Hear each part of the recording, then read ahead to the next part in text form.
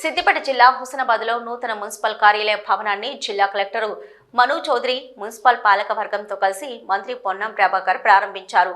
అనంతరం municipal chairman Rajitha, commissioner Mallikarjun వారి క్యాబిన్లోని చైర్లలో కూర్చోబెట్టి శుభాకాంక్షలు తెలియజేశారు. ఈ సందర్భంగా ఏర్పాటు చేసిన సమావేశంలో మంత్రి మాట్లాడుతూ పాత మున్సిపాలిటీ భవనంలో పోస్టాఫీస్, రిజిస్ట్రేషన్ ఆఫీసులను తీసుకొచ్చేలా జిల్లా కలెక్టర్ ఆదేశాలు ఇవ్వాలని కోరారు. 4 జిల్లాలకు కేంద్రంగా ఉన్న హుస్నాబాద్ ప్రధాన కేంద్రంగా మారాలని ఆకాంక్షించారు. హుస్నాబాద్ ప్రాంత అభివృద్ధికి ప్రారంభకులు బొప్పరాజు లక్ష్మీకాంతరావు అని ఆయన పేరును మున్సిపల్ భవనానికి పెడదామని, దీనిని పాలకవర్గం ఆమోదించాలన్నారు.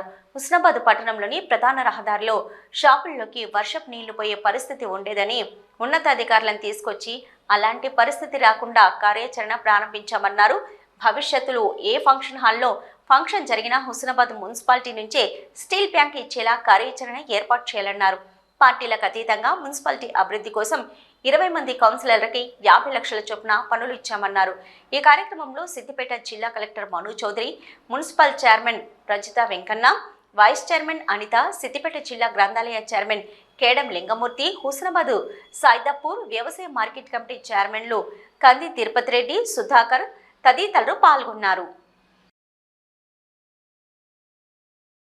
పాత మున్సిపల్ కార్యాలయం నేను గౌరవ జిల్లా కలెక్టర్ గారిని కోరుతా ఉన్నా, మీరు వెంటనే ఆదేశాలు ఇచ్చి పాత మున్సిపల్ కార్యాలయంలో ప్రజల సౌకర్యార్థం ఒక 2 కార్యాలయాలు, ఒకటి పోస్ట్ ఆఫీసు, ఒకటి రిజిస్ట్రేషన్ ఆఫీస్ బయట ఉన్నాయి, అవి తెచ్చి ఇక్కడ పెడితే అందరికి ఉపయోగం ఉంటుందని మీరు అందరూ ఒప్పుకుంటే ఆ 2 కార్యక్రమాలను ఇక్కడ అందుబాటులో తీసుకొచ్చే ప్రైవేట్ బిల్డింగ్లు ఉన్నాయి కాబట్టి పోస్ట్ ఆఫీస్ ఒకటి, దాని తర్వాత రిజిస్ట్రేషన్ ఆఫీస్ని ఓల్డ్ బిల్డింగ్లో తీసుకొచ్చే కార్యక్రమం తీసుకుందామని భావన.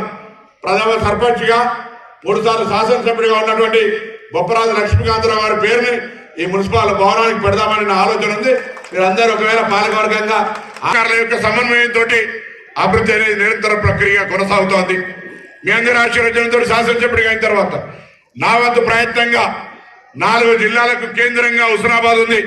పక్కన పోతే కరీంనగర్, ముందు పోతే హన్మకొండ, కుడి పోతే జనగామ, వెనకకు సిద్దిపేట, 4 జిల్లాల మధ్యలో ఉన్న ఇది ఒక ప్రధానమైన కేంద్రం మారాలని అనేక రకాల కార్యక్రమాలు తీసుకొచ్చే విధంగా ప్రణాళిక తయారు చేసే ముందుకు పోతా ఉన్నాం. తప్పకుండా మీ అందరి సహకారంతో భవిష్యత్తులో టూరిజం ప్రకారంగా, పరిశ్రమల ప్రకారంగా, వ్యవసాయ ప్రకారంగా